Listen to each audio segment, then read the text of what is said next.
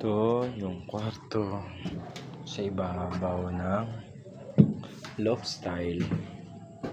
Ayan, kasi yung kama dito, tapos hanggang dito pa siya, may space dito. So malaking kwarto pa rin naman yan kahit paano. Tapos meron pa siya dito taas, malaki din. Yan, tapos may bintana doon, bintana aircon. Yan, kita yung lawak. Tapos dito yung CR. Yan yung CR. Yan, CR yan, malaking CR yan. Yan, kasya yung wheelchair ni Lily dyan, 80 yung wheelchair. Yung pinto niya ay kasyang kasya ang wheelchair. Tapos ang terrace. Yan. Yan, pwedeng tumambay si Lily dito, mag-inom siya. Kahit maliit lang to, malapad siya. Yan, ito yung ibabaw no lock. Tapos yung cladding. Yan, naman niya mababasa. May bintana. Tapos yung mahiwagang CR na pinto na nakalagay dito. Yan ang ano niyan, anting-anting ng bahay, ang CR ng terrace. So maglalagay na lang ako dito ng, kasi nga wala na tayong magagawa, nilagay dito yung pinto ng CR. So ang plano, maglagay na lang dito ng toilet. So pag tumatay ka, ang ganda ng view mo, kikita mo yung bukid. Ganda yung bukid dyan. Tapos yan yung flooring. Yan yung flooring ito, nabuhay na yung poste. Bilis. Tapos ito, dahan-dahan lang tayo. Ako tayong ninja. Dahan lang. Yan. Tapos ito yung kwarto ni Lele. Yan. Bali ang kisame niyan, yung pinakamababang area nung bakal na yon, yung pinaka trusses na tinatawag. Yan. So papantay lang yan hanggang dito. Yan.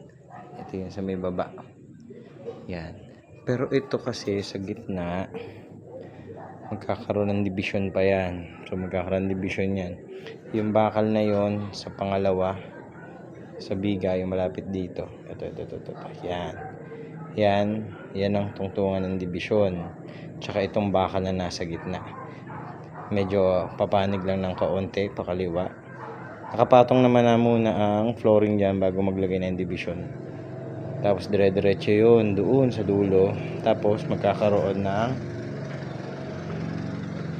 dito area na to, magkakaroon ng sliding door na pag ganito. Yan. So magpa-pocket door yun dito sa may division. Yan. Tapos ito by door, parang dalawang tupi. Bifold ang tawagin. Tapos dito sa kwarto ni Lele, yan. Kwarto ni Lele, mula din sa division na yan, yan. May pocket door din yan. So sliding siya hanggang dito. Yan. Mag-i-slide yan hanggang dito. Yan. So pag umaga, pwede siyang magtago yung pinto doon sa may division. Tapos at the same time, yung harapan niya ay open. So magkakaroon ng railings dito. Yan. Kakaroon ng railings dyan hanggang dito sa may bakal na yan, yung nakauslim bakal na yan. Pero kung hanggang sa naabot, pag ano yan, ibababa ng pag ano yan. Yan. Tapos dito, hindi na sinara ni Lele, ay ni Tetel. Tingin ko maganda railings na lang dyan, imbis na division, para magmukhang maluwag yung area na yan. Yung sa may CR, tsaka sa may kwarto na yun. Total, kasi ang sabi ko, ang pinto, doon ilalagay. Dyan sa may kantuhan na yan, dyan ilalagay. So magkatapatan to, medyo pangit sa feng shui pero wala tayong magagawa. Ma-maximize lang natin yung space. Hindi naman tayo in-check kaya wala tayong problema. Tapos, di ba sabi ko dito, magkakapakit, magbabanggayan dito. Pagdating dito, magkakaroon niya ng, dito naman sa area na to, bibili tayo ng accordion na division dito. Parang pamaypay na division yon hanggang dito. Yan. Hanggang dito yon. So, division siya kapag gusto mo ng privacy sa sarili mo. Hanggang dito yun sa taas, sana umabot yung accordion doon. Pero pag hindi, gawan ko na lang ng parang makahanap ako. Or else gagawa na lang tayo ng sarili nating accordion. Yan. Tapos, pag nalagay yan, so sarado na siya. Pwede ka na magbukas ng aircon. Pero kung sa umaga, kita mo yan. Tapos ang plano ko dito sa area na to, flat yan. Ang kagandahan, flat siya. Wala siyang nosing. Magandang maglagay ng projector dyan. So meron kang chandelier dyan, okay lang naman yon. Yung projector mababa lang naman ng kaunti. So si Lele pwedeng mag-projector dito. Yan. Tapos ito yung kwarto. Yan. So yan yung laki niya sa labas. Kung titignan mo, yung laki nitong kwarto na to, kama sa baba, tapos may loft dyan. Ganun din dito sa kabila, may loft din dito. Tapos naka-extend siya doon sa may terrace.